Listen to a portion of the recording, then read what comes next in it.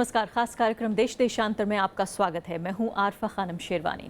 केंद्र और राज्य सरकारों द्वारा एक ही अध्यादेश को बार बार जारी करने पर सुप्रीम कोर्ट ने गहरी नाराजगी जाहिर की है। मुख्य न्यायाधीश टीएस ठाकुर की अध्यक्षता वाली संवैधानिक पीठ ने कहा कि अध्यादेशों को फिर से जारी करना संविधान से धोखा और लोकतांत्रिक विधायी प्रक्रिया को नुकसान पहुंचाना है, खासकर जब सरकार अध्यादेशों को संसद या असेंबली के सामने पेश करने से लगातार परहेज कर रही हो।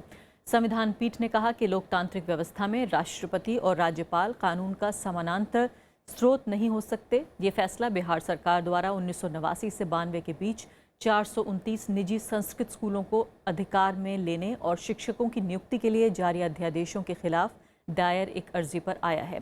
क्या मायने हैं सुप्रीम कोर्ट के इस जजमेंट के और किस तरह से इसे क्या केंद्र सरकार तक भी हम इम्प्लीमेंट होने की बात या अप्लाई होने की बात कर सकते हैं? मेरे साथ कई मेहमान मौजूद हैं। वीके अग्निहोत्री हैं, सेक्रेटरी जनरल रह चुके हैं राज्यसभा में।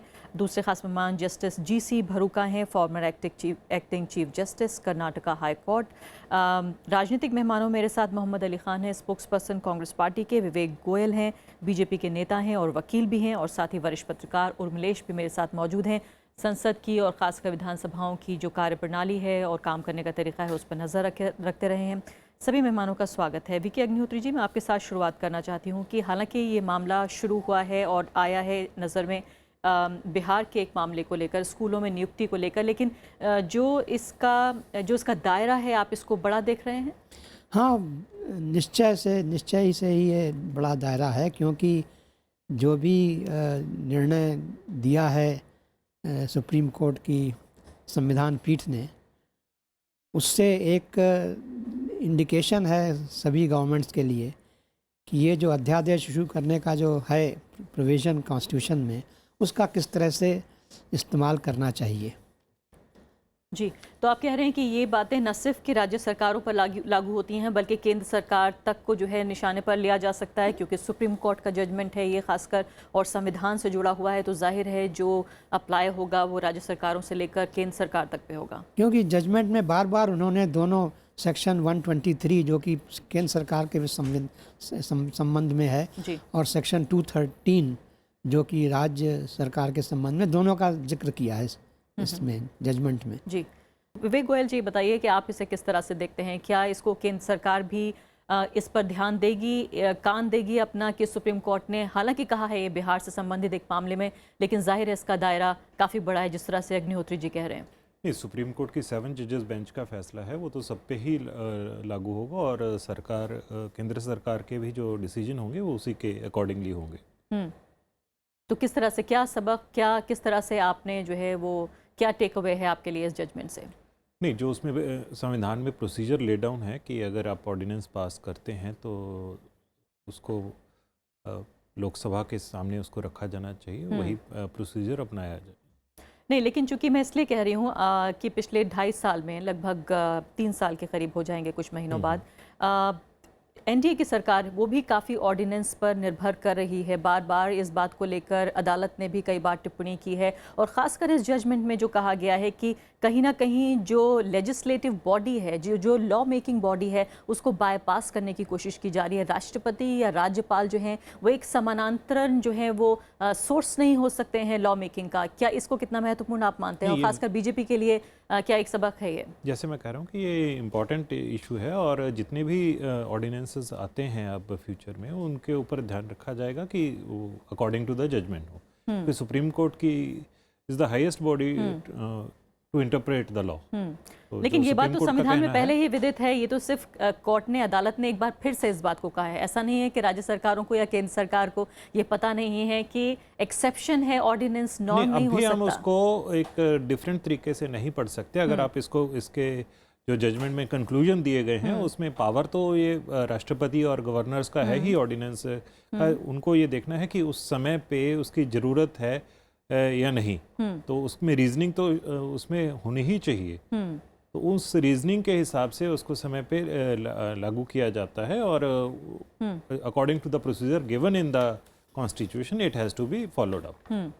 मोहम्मद अली खान, आप इसे किस तरह से देखते हैं? क्योंकि पिछले जितने भी दिनों में हमने देखा है 1950 से लेकर 2014 तक का डेटा हमारे पास है, इसमें प्रेसिडेंट ने करीब 679 ऑर्डिनेंसेस पे दस्तखत करवाए गए प्रेसिडेंट से, जाहिर है उन्होंने किए हैं, जिसमें जवाहरलाल नेहरू ने, जाहिर है वो चूंकि पहले प्रधानमंत्री थे तो इसलिए शुरुआत उन्होंने की है, लेकिन 70 ऑर्डिनेंस 1952 से लेकर 64 तक साइन किए गए। इंदिरा गांधी ने भी 77 ऑर्डिनेंस सिर्फ 6 साल में जो है उन्होंने साइन किए। इसके बाद की भी जो सरकारें आई वो बहुत बेहतर नहीं रही। राजीव गांधी ने भी 5 साल में 35 ऑर्डिनेंस पे साइन कराया, पीवी नरसिम्हा राव भी रहे उस दौरान, फिर एनडीए की सरकारें नहीं, उन्होंने भी बहुत बेहतर, ऐसा नहीं है कि कुछ ऐसा हमारे सामने उदाहरण पेश करने की कोशिश की हो, लेकिन चूंकि सत्ता में कांग्रेस पार्टी इतने साल ज़्यादा रही है, लेकिन जो आरोप है इस बात का वो भी कांग्रेस पार्टी पे ही ज़्यादा लगेगा। जी अरफा मैम, मैं ये कहूँगा आपको, ये जजमेंट समझने के लिए इसकी जिस संदर्भ और जिन परिस्थितियों में ये प्रोनाउंस किया गया वो समझना बहुत ही अहम और ज़रूरी है। देखिए, मशहूर हूँ, आपके पास डेटा है, आपने देखा होगा 2014 से 16 तक इन लोगों ने 22 से 23 ऑर्डिनेंस, ये जो हमारी करंट सरकार है, 22 से 23 ऑर्डिनेंस लागू कर दिए थे। इस हैरानगी की बात ये थी कि इनकी लोकसभा में इतने लार्ज नंबर्स थे, 300 से अधिक इनके एलाइज मिला के सीट्स हैं, उसके बावजूद भी ये लोग ऑर्डिनेंस का रूट बार बार अपना रहे थे। एक उदाहरण जो याद आता है, जब दिसंबर 31, 2014 को इन लोगों ने लैंड एक्विजिशन पे ऑर्डिनेंस पास किया था, संशोधन लाए थे कई सारे लैंड एक्विजिशन एक्ट को अमेंड करने के लिए। पार्लियामेंट में उसके खिलाफ काफ़ी आवाज़ उठी, तो इसलिए वो दोबारा ऑर्डिनेंस को रीप्रोमलगेट करते गए। उस वक्त भी सवाल उठा था, देखिए जब आप कंसेंसस नहीं बना पा रहे, जब सारे मेंबर्स की रजामंदी नहीं हो पा रही, अनुमति नहीं बन पा रही कि लॉ कानून पास किया जाए, तो क्या ये उचित है कि आप उसे ऑर्डिनेंस के ज़रिए बार बार लाएं? इसलिए मुझे ये एक सवाल ऐसा है जो नहीं, चलिए बीजेपी की बात तो वहाँ उनके प्रतिनिधि बैठे हैं, हम उनसे पूछ ही लेंगे। मैं आपसे ये जानना चाहती हूँ कि क्या कांग्रेस पार्टी ने एक गलत उदाहरण, एक गलत प्रेसिडेंट सेट किया, जिसकी वजह से जो आगे आने वाली सरकारें थी, क्योंकि आज़ाद भारत के बाद जितना बड़ा कार्यकाल रहा कांग्रेस पार्टी का ज़्यादा रहा, तो जिम्मेदारी भी कांग्रेस पार्टी की ज़्यादा बनती है। वो अलग बात है कि 2.5 साल में फिलहाल ये भी कोशिश कर रही है ये वाली एनडीए सरकार के बाकी सरकारों को सुपरसीड कर दिया जाए अध्यादेशों के मामले में। बिल्कुल सही। देखिए, हर बात आपको वो सर्कमस्टांसेस, यहाँ पे खासतौर से जस्टिस मदन लुकुर ने जो डिसेंटिंग ओपिनियन दिया है इस जजमेंट में, वो पढ़ना ज़रूरी है।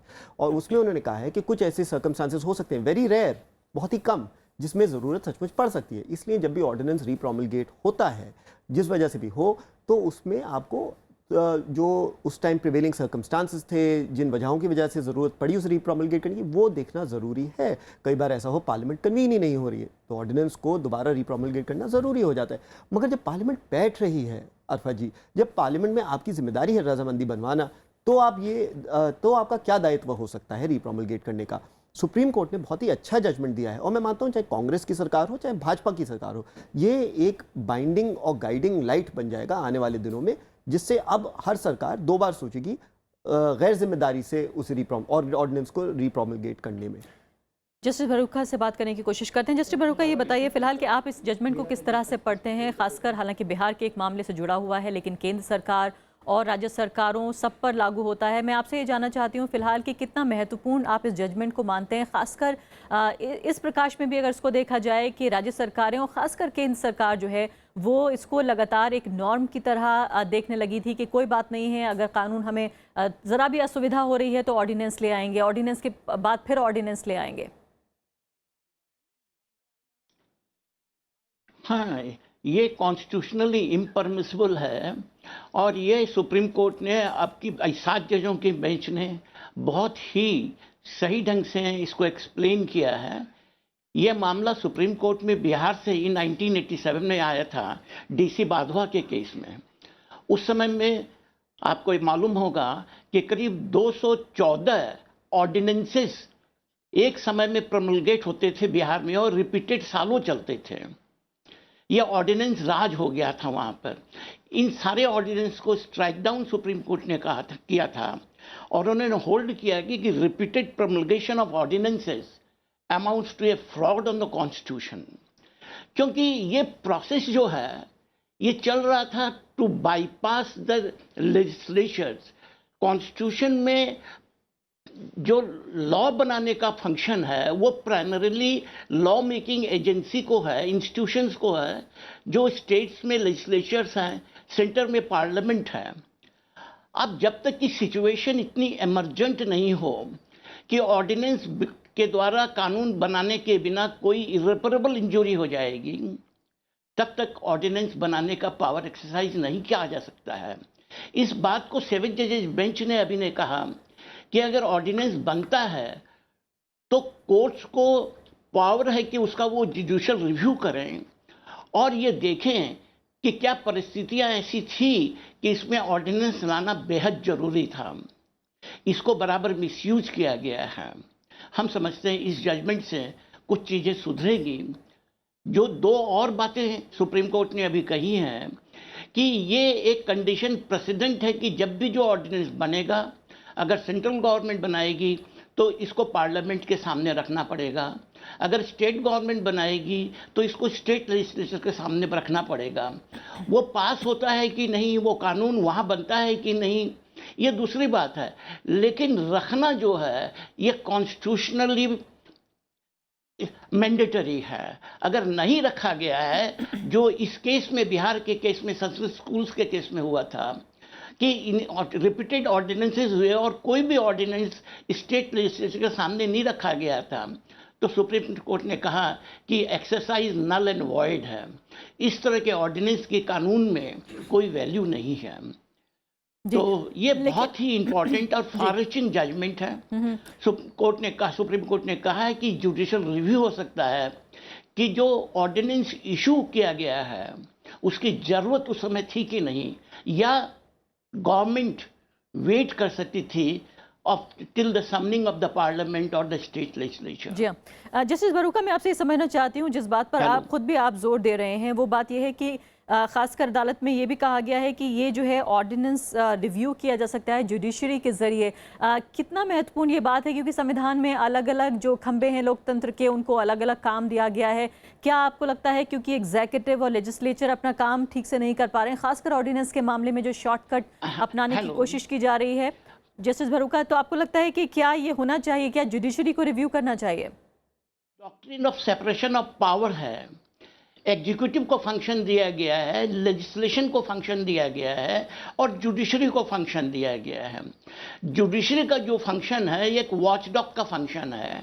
ये एग्जीक्यूटिव और लेजिस्लेचर दोनों के फंक्शन की कॉन्स्टिट्यूशनली हरदम एसेस कर सकता है। ये इंटरफेरेंस नहीं है। अगर जुडिशियल रिव्यू होता है ऑर्डिनेंस मेकिंग या लॉ मेकिंग का, तो ये फंक्शन है जुडिशरी का, और ये भी one of the basic structure of the constitution है जिसको कि रिपीटेडली कहा गया है। जी ठीक है, मैं आपकी तरफ वापस लौटती हूँ। अग्निहोत्री जी, इससे पहले उर्मिलेश जी मैं आपकी तरफ जाऊँ। अग्निहोत्री जी, मैं इसी सवाल का जवाब आपसे लेना चाहती हूँ कि जो ये कहा जा रहा है इस बारे में कि फ़िलहाल जुडिशरी जो है रिव्यू कर सकती है, तो क्या ये मामला जब अदालत के सामने लाया जाएगा, अगर कोई इसको कोई मुकदमा रखता है अदालत के सामने, तब इसको रिव्यू किया जाएगा, या ख़ुद जो है वो नोट ले सकती है अदालत इसका? नहीं, अदालत खुद भी नोट ले सकती है, क्योंकि आपका वो PIL का तो सिस्टम है ही अपने यहाँ। तो कोई भी उसके सामने न्यूज़पेपर रिपोर्ट से या कहीं से भी वो मुद्दा उठा सकती है, तो वो तो है। लेकिन इसमें भी अब वो भी अपना देखेंगे। बिना नोटिस के तो कुछ होता नहीं सुप्रीम कोर्ट में या कोई भी कोर्ट में, तो सबको अपना विचार रखने का मौका मिलेगा कि क्या, क्यों इशू हुआ, कैसे नहीं हुआ। लेकिन ये बात सही है कि कोई भी, ये बहुत इसमें बहुत अच्छी तरह से लिखा हुआ है कि ये आपके 44th अमेंडमेंट के बाद ये बात तय हो गई है कि कोई भी पावर, डिस्क्रिशनरी पावर जो है वो अनफेटर्ड नहीं है। उसका कोई लॉजिक होना, उसका कोई बैकग्राउंड होना, उसका कोई क्राइटेरिया होना। इसलिए जो प्रेसिडेंट का सेटिस्फेक्शन की बात की जा रही है, it is not supreme, it has to be based on certain criteria, certain logic, and therefore judiciary will examine कि वो है कि जैसा कि जस्टिस बरूका ने बोला कि watch dog between the parliament and the executive, जिससे कि एक दूसरे के क्षेत्र में एनक्रोचमेंट न करें।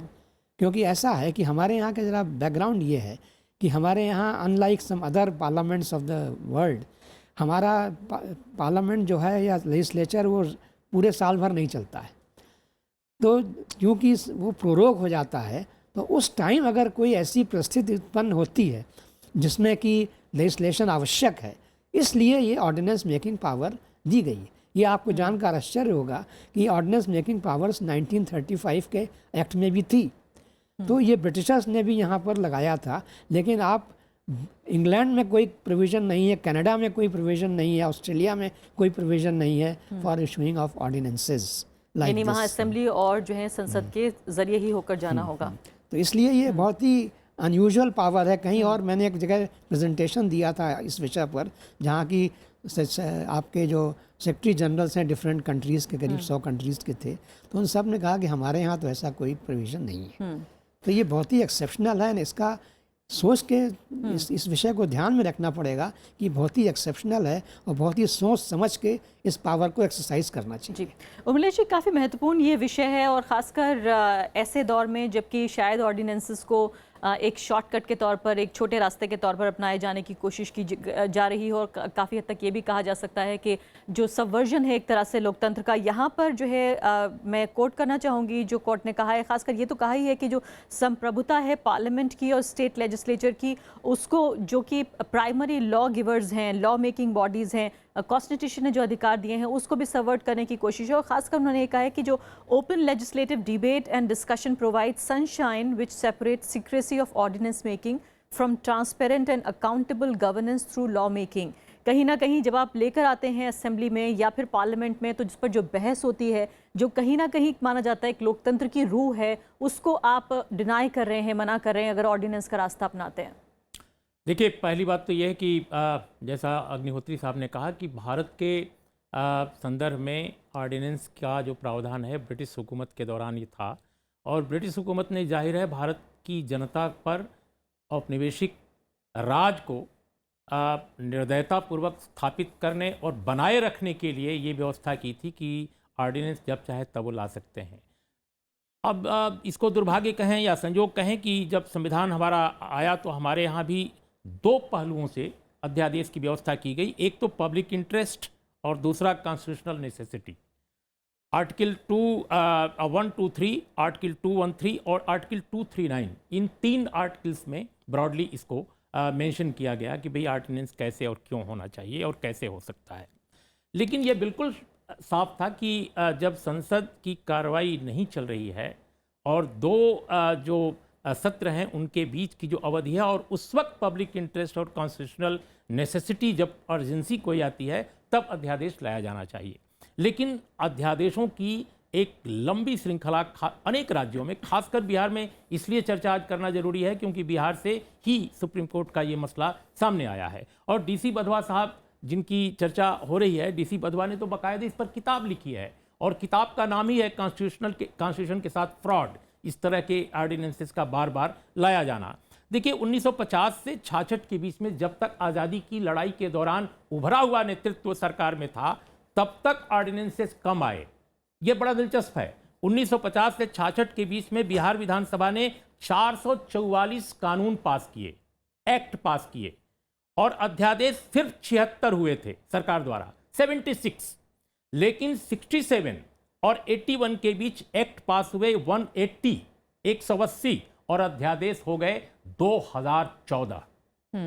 ये सिर्फ बिहार में नहीं, बिहार में संख्या 2014 डराने वाली है, लेकिन भारत के अनेक राज्यों में इस तरह की चीजें हुई। और दुखद यह है कि भारत की जो केंद्र सरकार है, संघ की सरकार, उसने भी अध्यादेशों का अंबार लगा दिया, खासकर बाद के दिनों में। और इसके लिए आज बीजेपी की सरकार को कोई अगर कोसता है तो मैं नहीं समझता कि ये सही है।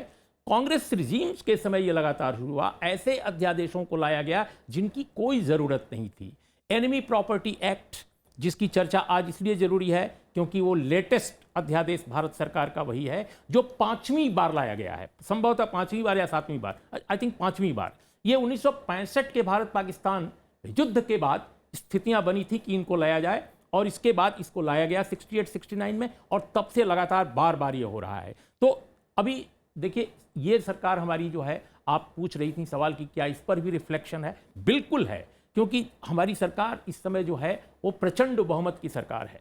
बहुत वर्षों बाद ऐसी सरकार आई है। इस सरकार ने अपने पहली कैबिनेट मीटिंग में ही 2 अध्यादेश लाए थे। एक अध्यादेश था प्रधानमंत्री के प्रधान सचिव की नियुक्ति के लिए ट्राई के प्रावधानों में फेरबदल करना, सो दैट कि आदरणीय नृपेंद्र मिश्र प्रधान सचिव बन सकें। वो बहुत ही योग्य आदमी है, उसमें कोई विवाद नहीं है, लेकिन अध्यादेश के जरिए ये हुआ। इस तरह के और भी बहुत सारे अध्यादेश लाए गए जिनकी कोई ज़रूरत नहीं थी। जो संविधान में जो प्रावधान किया गया है कॉन्स्टिट्यूशनल नेसेसिटी और पब्लिक इंटरेस्ट, कम से कम इन दोनों के तहत नहीं आते। अंत में मैं ये कहूँगा कि जिन मुल्कों में मैच्योर डेमोक्रेसी है वहाँ बहुत सारे नियम कानूनों की ज़रूरत नहीं होती है, क्योंकि एक लोकतांत्रिक मिजाज होता है। जो लॉ मेकर्स हैं और जो जनता है, एक तरह का लोकतांत्रिक मिजाज विकसित हो गया होता है। हमारे मुल्क में हमने डेमोक्रेसी जरूर बना ली और यह हमारा सौभाग्य है कि हमने बनाई, लेकिन लोकतांत्रिक मिजाज न तो हमारे ज़्यादातर राजनेताओं का है और न तो जनता में उस तरह का विकास हो सका है। साइंटिफिक टेम्पर की बात, लोकतांत्रिक मिजाज की बात जो हम कर रहे थे और करते रहे हैं और आगे भी करना चाहिए, दरअसल वो कागज़ पर ज़्यादा है, ज़मीन पर कम है। ये दुर्भाग्य है और स्थितियां पॉजिटिव होने के बजाय और निगेटिव हो रही हैं। लोग कहते हैं कानून में कहाँ लिखा है। ये लोग नहीं सोचते कि ये कानून में लिखा जाए या ना लिखा जाए, लोकतंत्र का ये तकाजा है। और तो संस्कृति और रिवायतें जो हैं लोकतांत्रिक, वो भी महत्वपूर्ण है तो कानून के अलावा।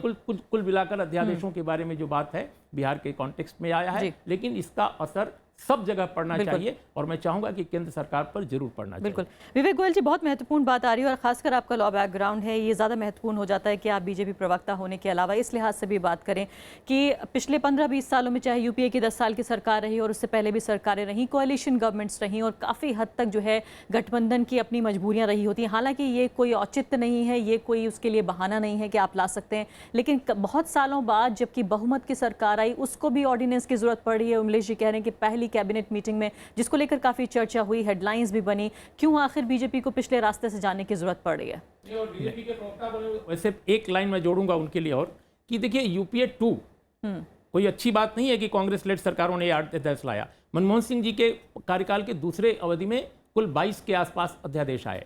अभी 2.5 साल हुए हैं सरकार के, पौने 3 साल, 2 दर्जन से ज्यादा और 25 के आसपास आ चुके हैं। देखिए, इस विषय को पूरा डिटेल में समझने की आवश्यकता है। पहले तो इन्होंने जो मेरे जर्नलिस्ट मित्र हैं उन्होंने कहा कि भारत में लोकतांत्रिक मानसिकता नहीं है। मैं उस बात का एक जवाब देना चाहूँगा। भारत में लोकतंत्र शुरू से चला आ रहा है। 2000 साल पहले भी यहाँ पे गणतंत्र होते थे और पंचायत सिस्टम भारत में शुरू से चला आ रहा है और भारत के लोग इस बारे में बहुत जानकारी रखते हैं और लोकतंत्र में विश्वास रखते हैं। तो एक नेगेटिव थिंकिंग में ना जाकर लोकतांत्रिक मिजाज की बात कर रहे हैं कि क्या हम एक नेचर के तौर पर लोकतांत्रिक हैं या नहीं, लोकतांत्रिक हैं और लोकतांत्रिक रहेंगे। चलिए अपनी तो बात ये एक विषय है जो मैं इनको कहना चाहूँगा। तो एक नेगेटिव थिंकिंग को ना रख के पॉजिटिव थिंकिंग की ओर चलना चाहिए। और लीगल तो क्या ऑर्डिनेंसेस पॉजिटिव हैं क्या? और जो लीगल सिस्टम, मैं उसी बात पे आ रहा हूँ। जो लीगल सिस्टम को जब हम कंसिडर करते हैं, एक तो लॉ हमेशा इवॉल्व होता रहता है। जैसे कोई नई जजमेंट आती है तो एक नए उसका दृष्टिकोण सामने आता है। और जहां ऑर्डिनेंसेस की बात है तो इस जजमेंट में भी कहीं ये नहीं कहा गया कि ऑर्डिनेंस गलत हैं या वो अनकॉन्स्टिट्यूशनल हैं। ऑर्डिनेंस भी वैलिड हैं और वो कॉन्स्टिट्यूशनल भी है, कॉन्स्टिट्यूशन में उनकी प्रोविजन भी है और वो लोकतंत्र के हिसाब से ही है। जहाँ तक इस पर्टिकुलर केस में जो हुआ कि एक ही अध्यादेश को ना तो कभी वो लेजिस्लेचर के सामने रखा गया और लगातार उसको 7 बार रिपीट किया गया। और कई जो बिहार का जो उदाहरण उसमें दिया गया है उसी जजमेंट में, उसमें ये लिखा गया कि कई ऑर्डिनेंसेस को 14 साल तक रिपीट किया गया।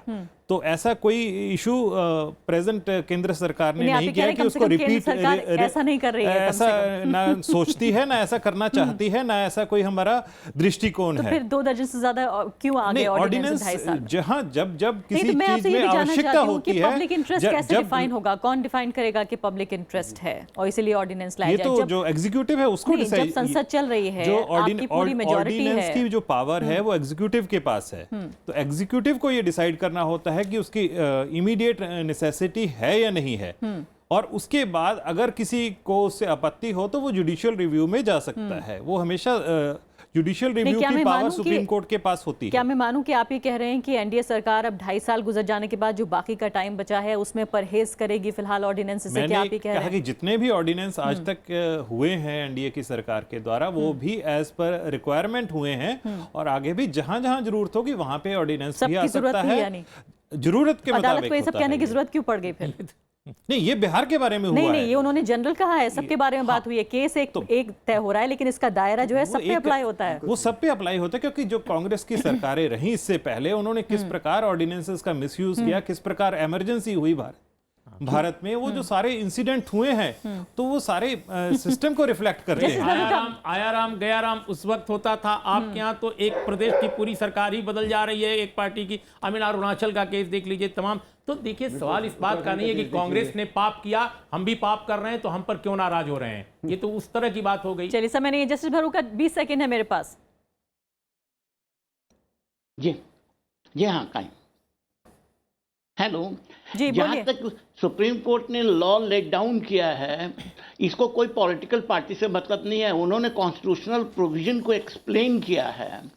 वो कॉन्स्टिट्यूशनल, ये ऑर्डिनेंस मेकिंग पावर चाहे कोई भी गवर्नमेंट एक्सरसाइज करे, वो that exercise of power is subject to judicial review both on procedural grounds as also on the matter that whether there was a necessity of promulgation of the ordinance।